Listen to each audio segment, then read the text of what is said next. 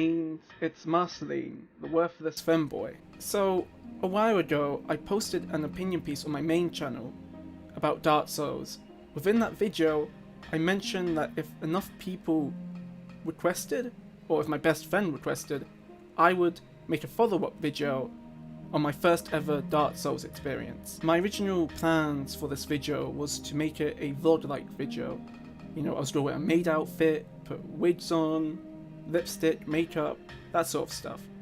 However, I've been feeling gross and disgusting for like a really long time, so I thought, why not make this into a commentary video? With this style of video, it's just more relaxing. I don't have to worry about my appearance, I feel more comfortable, and that's what I want to do. So, this does mean I won't be including many edits. However, just put this video in the background and do something more productive while you listen. So, let's begin. So, what made Marceline cry in 2012 when he first played Dark Souls? What was so difficult about the game? It wasn't the tutorial. As tough as the tutorial was, and for the first time player it can be overwhelming, I actually went past the tutorial. In my opinion, Dark Souls' tutorial is really amazing. It's probably one of the best ones ever. It guides you, but you still have the freedom to move around, and it does keep you safe. And of course we can't forget to mention the Asylum Demon, the Stray Demon. The Stray Demon, as annoying as it was with your broken sword or hilt, it's designed to teach you, hey, you can't just mindlessly hit it. You have to fall back, retreat, grab a better weapon, and fight again. Furthermore, the highlight of the tutorial was Oscar. His role in the game is really small, but at the same time very important. He motivates the player to push onwards. And for those who don't know, he was actually meant to play a bigger role in the game. See, Oscar was meant to play a bigger role in Dark Souls. He was meant to appear in and out of the Chosen Undead's journey, and he was actually meant to be the true final boss of the game. Depending on what ending you went for, he would oppose you. So if you went for the reuniting of the First Flame ending, he would be like, I want to be the Dark Lord and the Dark Soul. But if you went for the Dark Lord ending, he was going to be like, you monster! How could you? Fight me! However, this was scrapped, and I'm glad it was scrapped, because it would have just taken away from the Lord Gwen boss fight. Plus his smaller role is just as important. So, if Marceline went past the tutorial, what made him stop playing Dark Souls? Drum roll! Firelink Shrine? Once you reach Firelink Shrine, there are paths you can take. You can go through the graveyard, you can go to the Undead Burg through the stairs, or take a lift right down to the drowned city where the ghosts are. So, what does the worthless femboy Marceline do? He goes to the graveyard to fight the skeletons. Duh. So, the skeletons indirectly tell you that you're going the wrong way. How? If you hit them, you don't do a lot of damage. If you do kill them, not only does this use a lot of your healing if they hit you, but they drop not a lot of souls. These two things tell you that you are not meant to go through the graveyard. This is the wrong way. Come back when you are stronger. But of course, Marceline didn't think of that. He just saw skeletons as, it's a skeleton. They're not scary. Like dragons, when you see a dragon you go, ah! You see a skeleton and you go, haha! So I was constantly going back to them, even though I was dying. And my mindset at the time was to go back to the skeletons, keep trying, keep dying. And I just kept going, onwards and onwards and onwards, dying. And it got to the point where I just cried. I was frustrated. I was unhappy.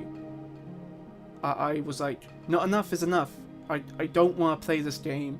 This game is horrible. It's not for me. I'm giving this back to my friend. You see, my friend lent me Dark Souls, his copy of Dark Souls. And I told him what happened. I told him enough was enough. I cried, this isn't for me. And I didn't want to play it anymore. Then what happened was amazing. He told me, let's go to my house to play this game, and I will be your guide for Dark Souls. I'll guide you, misguide you, but ultimately, I'll help you beat the game.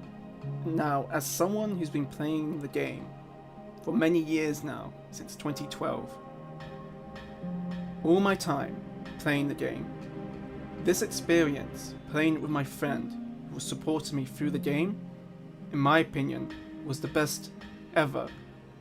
And I'm so grateful that instead of tackling this game alone, I had a friend who supported me. Let's get this one out of the way. So in my main video, this is the example I referenced. The Four Kings. To actually enter the area to fight the Four Kings, you have to wear a special ring, or else you'll instantly die. Now, I didn't know this, and my friend decided to guide me. My friend gave me this advice. Equip. Remove. He was trying to tell me, remove a ring, wear a ring. Of course, being the idiot I am, I was like, oh, so I have to remove all of my equipment. And he was like, yes. And I removed everything, stripped down naked, and jumped in. And as you expect, I died. No joke. I was just wearing different armors, different weapons, different rings, trying to see what would work and what wouldn't work. And this went on for a long time. And my friend was like, I'll tell you. You need a ring to enter the area. And to get that ring, you have to fight a boss, who's Puppy Sif. And she's adorable. One of the things that I appreciate when my friend was guiding me, he wasn't controlling what I was doing, and he gave me freedom to do what I wanted. An example of this would be the starting gifts. Till this day, whenever I play Dark Souls, I always choose the Witch's Ring as my starting gift. For some reason, I just fell in love with this ring. It's precious, it's cute, even though there are other options that are better than the ring, since the ring only has one use, which is to talk to Twilight's sister. So when I chose this as my starting gift, when I was playing the game with my friend, he was like to me, Marcy, why not go for the Black Fire Bombs, or the Double Humanity? Those are better options. But I told him, no, I want the ring. It's special. And he said, of course it is. It's special to you. Choose the ring. And I just appreciate that. But what was funny, that we actually got into an argument about the starting class. You see, I went for the knight class, and he was telling me, no, don't go for the knight class, go for the pyromancy class, go for the thief class. And I was like, no, I want to be a knight. He was telling me, yes, you can be a knight, but just don't choose the knight class. Sure, you have decent equipment, but your starting stats are awful. Choose a different class. And I was just like, no, it says knight on it, I want to be a knight. And I was refusing to change. I was like, grrr. And to look back on it, the starting class doesn't really matter, but when you want to go for a certain build, choosing the right class helps you get to that build sooner. But honestly, now I never go for the knight class, because it's not a good starting class. I mean, no, it depends on what you want to do, but ultimately it doesn't offer variety, while the other classes do. But yeah, go for whatever you want to go for. But yeah, that was like a little thing that we had an argument about, and in the end I chose the knight class, and I was happy with myself. I was like, yeah, boy, I'm a knight. Something my friend taught me, which is so important, is reading the item descriptions. And trust me, Dark Souls is a reading game. One of the important items my friend made me read the description for was the purple moss. If you read it, it tells you should carry what you need. This hints at Blighttown. Why? Because in Blighttown, you're going to get poison and toxic. So my friend told me to grind a little, And that's what I did. So when we went to Blighttown, I was prepared. Just to add a little bit more to this discussion of item descriptions, I think it's beautiful that Miyazaki made sure that every item in the game had its own description. In a way, it's also like a reference to when Miyazaki was young. He used to read fantasy novels, but he wouldn't understand some words, so he would fill in the gaps himself. And I don't know, I think it's amazing that every little item has its story. Not many games can do that. Imagine a game that had health potions and it just told you, heal HP. In Dark Souls, your Estus flask has its own description, and that's amazing. Moving on, let's talk about when I first met Solaire. You see, when you meet Solaire for the first time, his back is facing towards you. This little detail is something I appreciate in Dark Souls. You can usually tell who's an enemy and who's not an enemy, depending on their position. For example, Crestfallen in Firelink Shrine is sitting down when you first meet him. When I first met Solaire with my friend, I saw Solaire and I was like, oh, his back. I can backstab him. I can ambush him before he realizes it. Easy Souls. And my friend was like, no, please don't do that. He's a friend. Please talk to him. Trust me, he won't attack you. And the second I talked to Solaire, I just fell in love with him. In a game where everyone has their own mission and their own interests to fulfill, Solaire goes, hey, I have a quest, but we can be friends. Let's help each other. In my opinion, it's just nice to have a friend. In a world where everyone wants to kill you, where it's pretty lonely, and the world's gone mad, it's nice to have a friend who supports you in the game when you need it. Even though it's just boss fights, when I see his summon sign, without hesitation, I summon him. Always. I've said that before, and I mean it. And it's sad because the world of Dark Souls is unforgiving, it's mean, it's cruel, and it breaks your heart. And Solaire had a dream, and a dream that he was never going to achieve.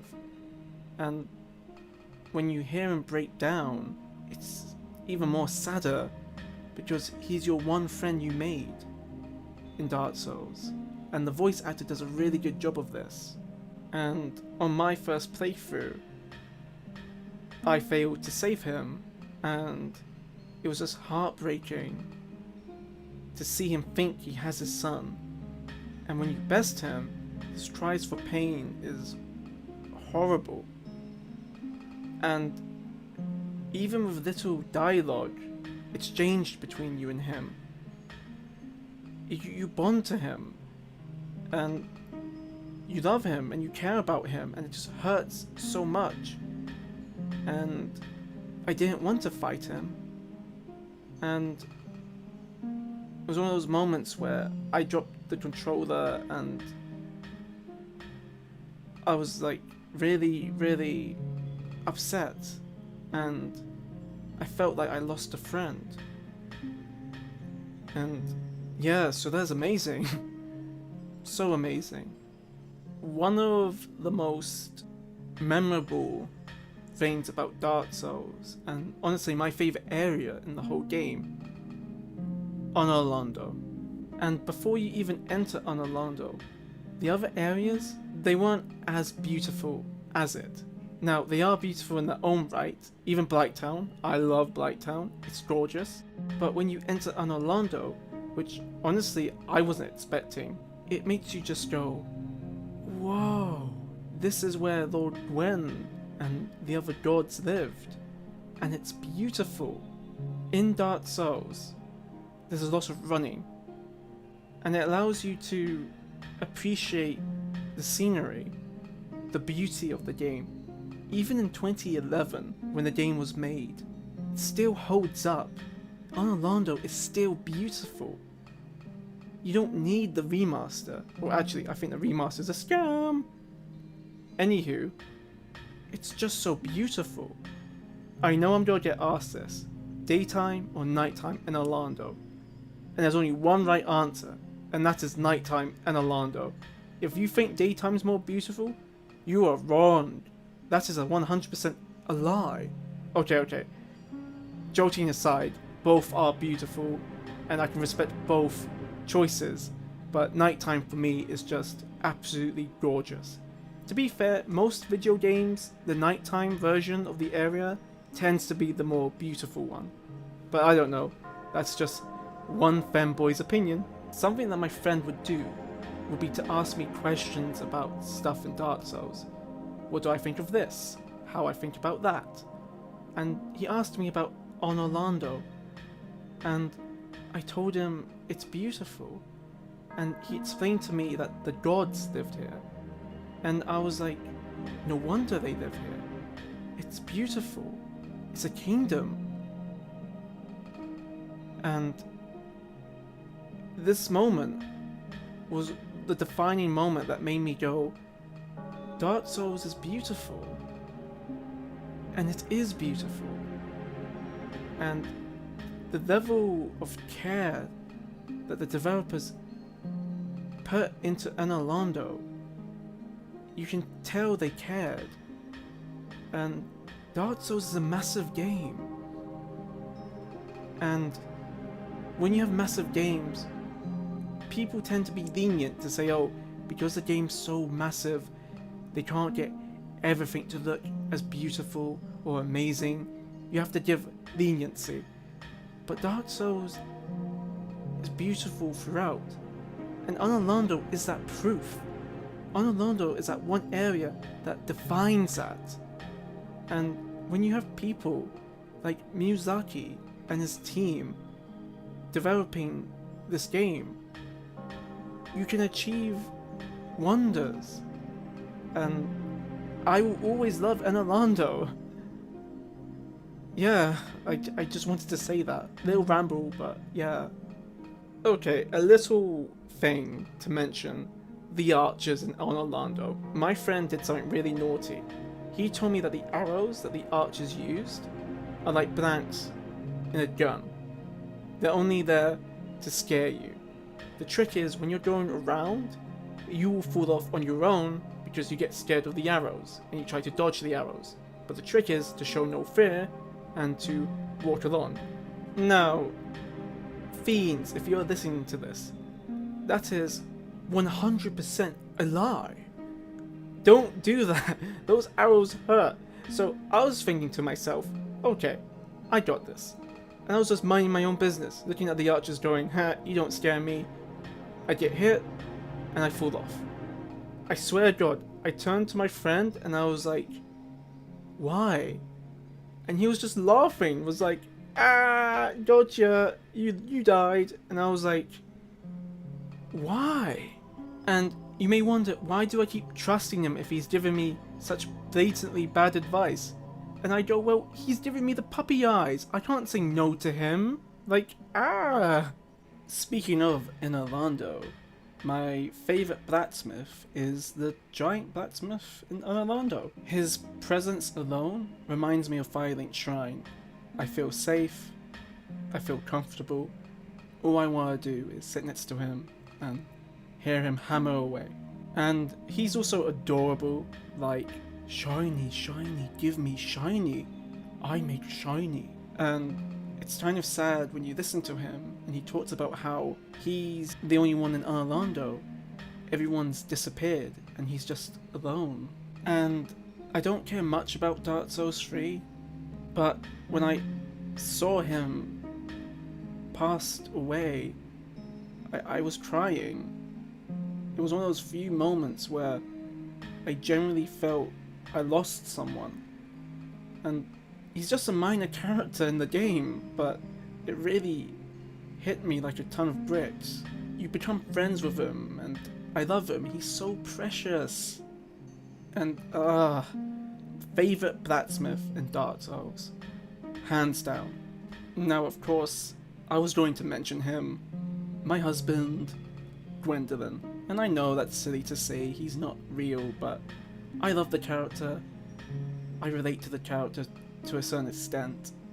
and I just love him to pieces, so yeah, he's my husband.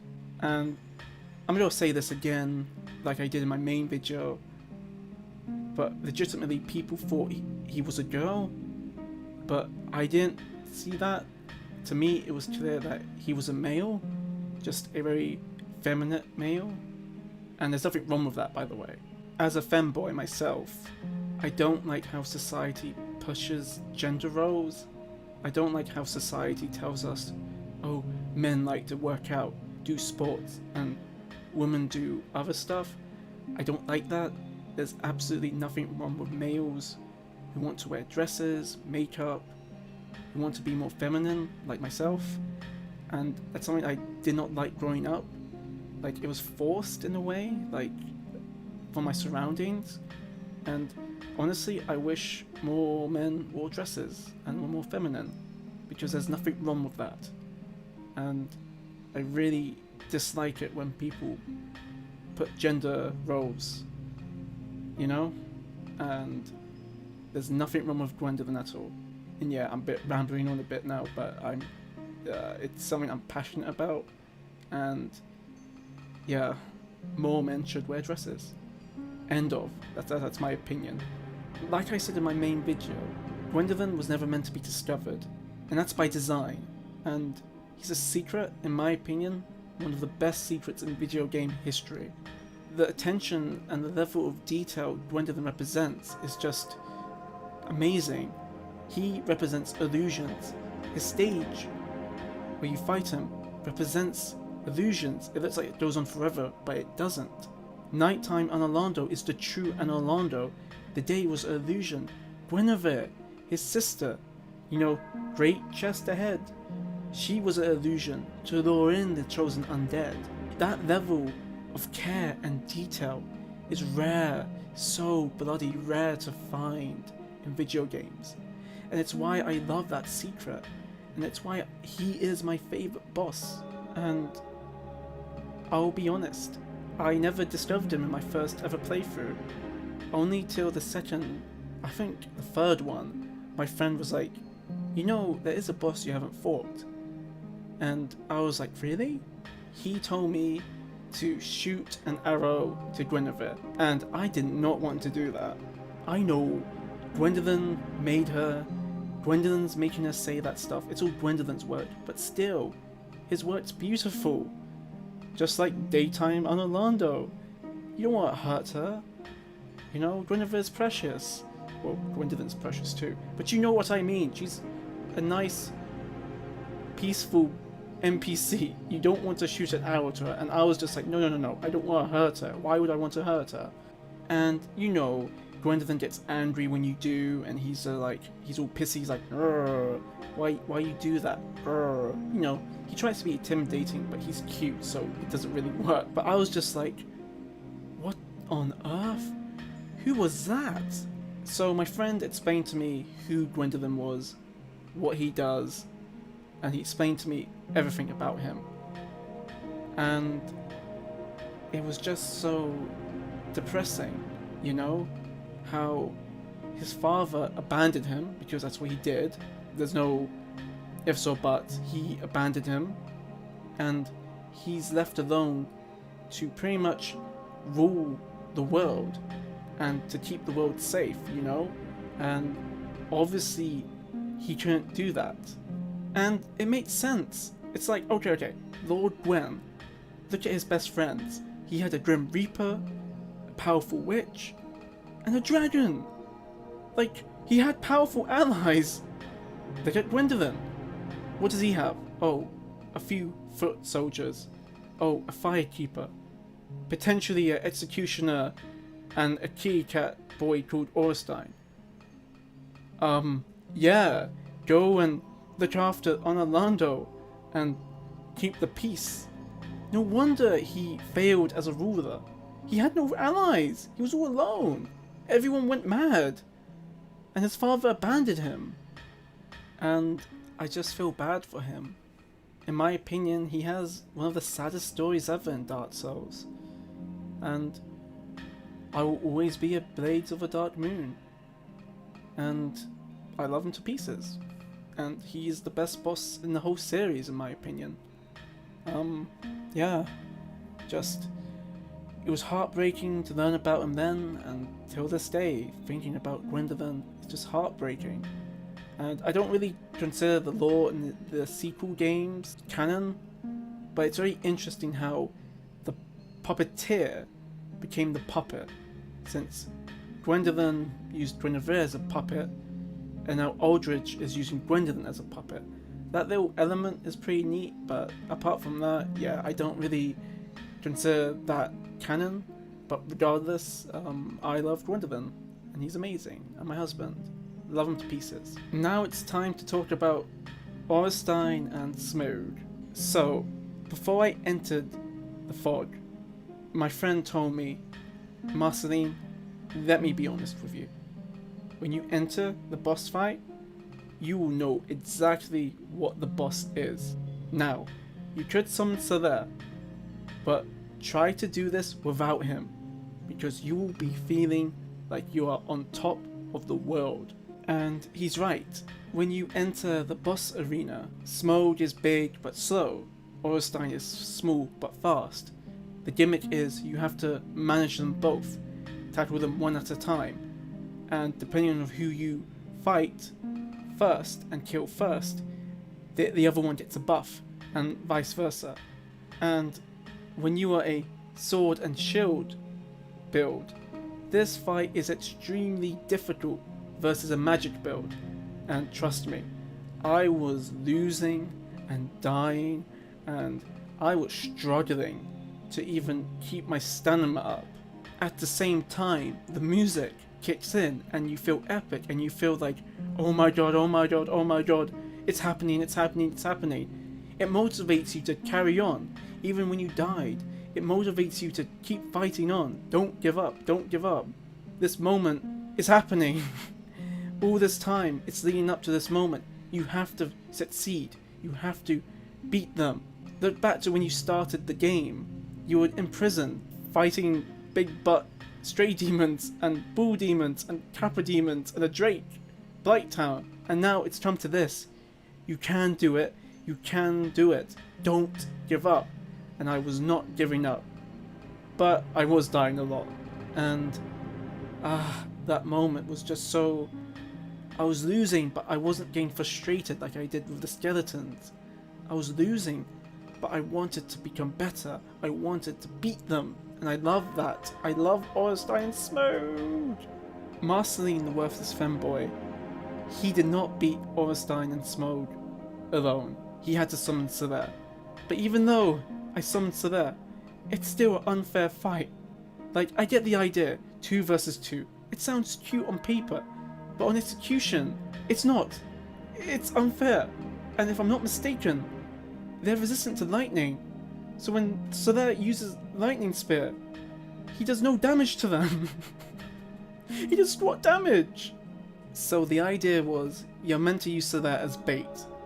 You finish off the one you want to kill first, and then Solaire dies, and then it's a 1v1. And on that day, Solaire died many times. Rip Solaire. But I did it.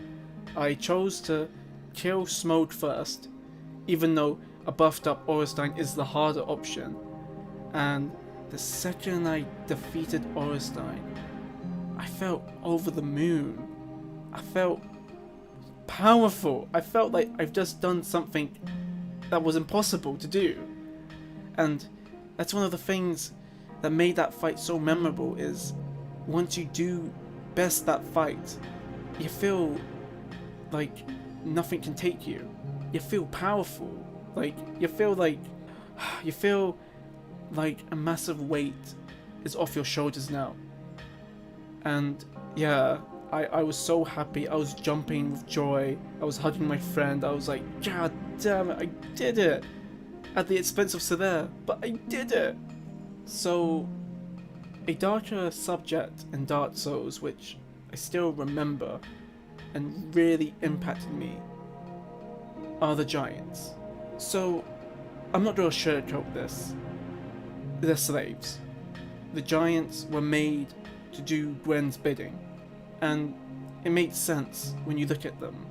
their appearance alone, you can tell something's up.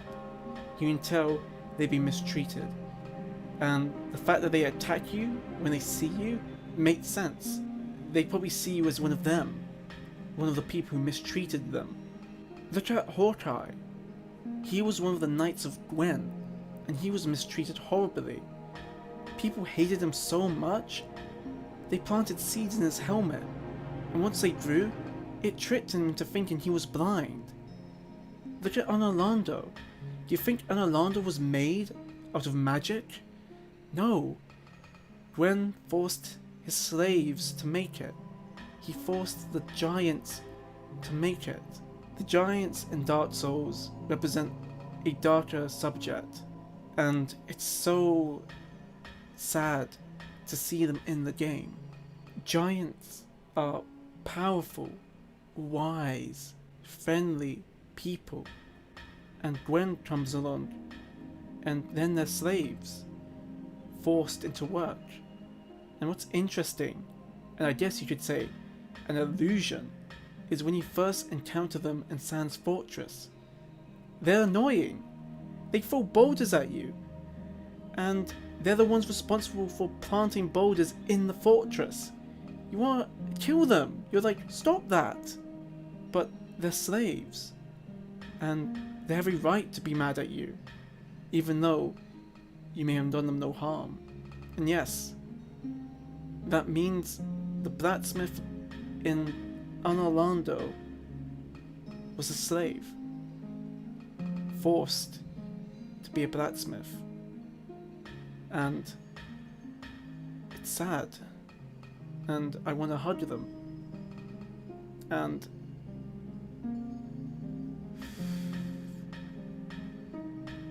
it's one of the more darker things in Dark Souls, and they deserve better, because they're precious.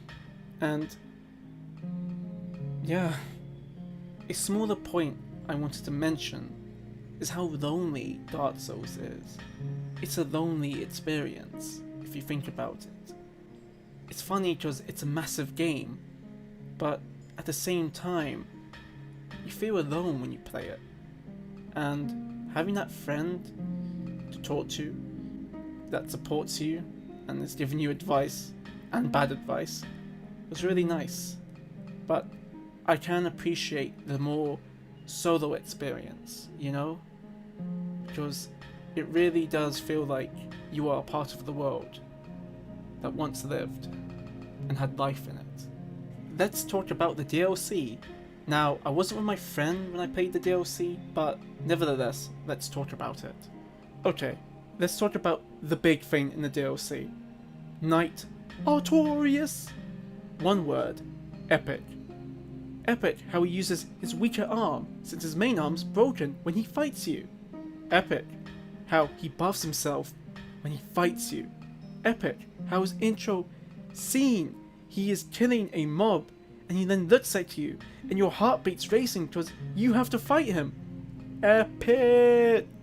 However, what makes Knight Artorias special, in my opinion anyway, is when you talk to the fellow Knights of Gwen, Hawkeye, and the demigod. Now, I know who she is, I just keep forgetting her name, but her armor set is one of the best in the game, and my favourite one, in my personal opinion. So I'm going to call her demigod, because I think she's a demigod. Their inclusion in the game is important, even though it's a supportive role. It tells you so much about Artorias, what Artorias meant for them. And the voice actress and the voice actor does a really good job here. With very little dialogue, it tells you so much about Artorias, what he meant to them. The demigod loved Artorias. Yes, the boss fight is epic, and is amazing, but thanks to them, there's weight to it. And yeah, Artorias is definitely one of the best boss fights ever. Now, from talking about a boss I like, let's talk about a boss I don't like. Kalameet. Why do I not like Kalameet? I'll tell you why. He's overhyped, thanks to Hawkeye. Hawkeye goes, yeah, that Kalameet, he's so bad, not even the almighty Anor Londo wants to feel its wrath. Now, that alone is not the problem. The problem is, when you want to fight Calamite, Hawkeye, being blind, by the way, shoots them down.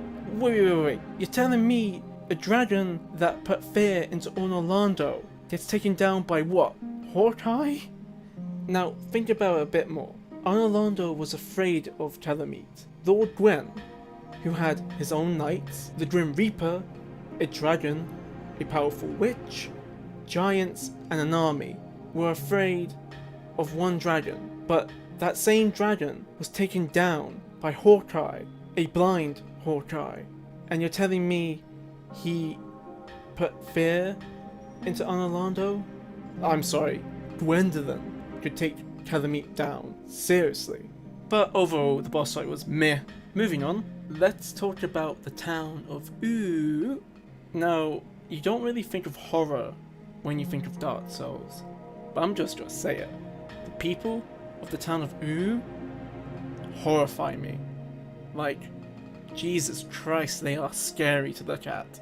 Their bodies are all twisted and their faces are deformed. And it's implied that this is what happens when the darkness takes over you. And it's like, that's what's going to happen to me when it gets dark? Yikes. And every time I fight them, I feel uneasy. I feel uncomfortable. I feel nervous.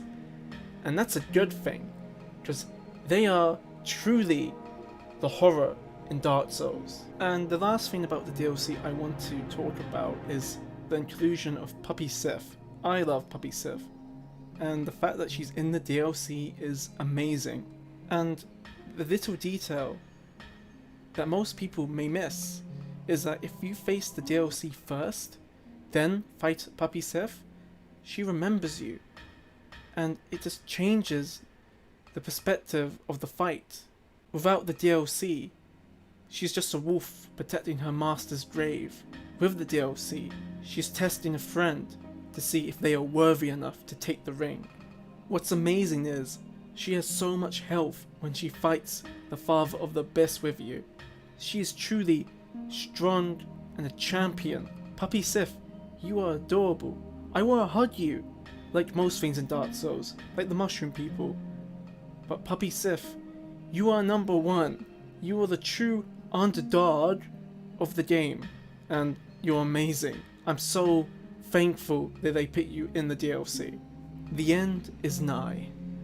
This video will soon come to an end, but I wanted to mention one more thing. I appreciate my friend for not laughing at me, for not mocking me, for not degrading me because I cried struggling to beat Dark Souls. But instead, he showed support. He helped me improve. And thanks to him, I had one of the best experiences playing Dark Souls ever. And there are many people who argue that the best way to play Dark Souls is blind. And they are not wrong. Playing Dark Souls blind probably is one of the best ways to play it. However, we shouldn't forget the fact that playing it with friends can also be a really fun time. And I want to say, if you recommended a game to someone and they're struggling with the game and they're finding the game a bit difficult, support them, help them improve, because those moments, they will remember that. And you can totally disagree with me if that's how you feel.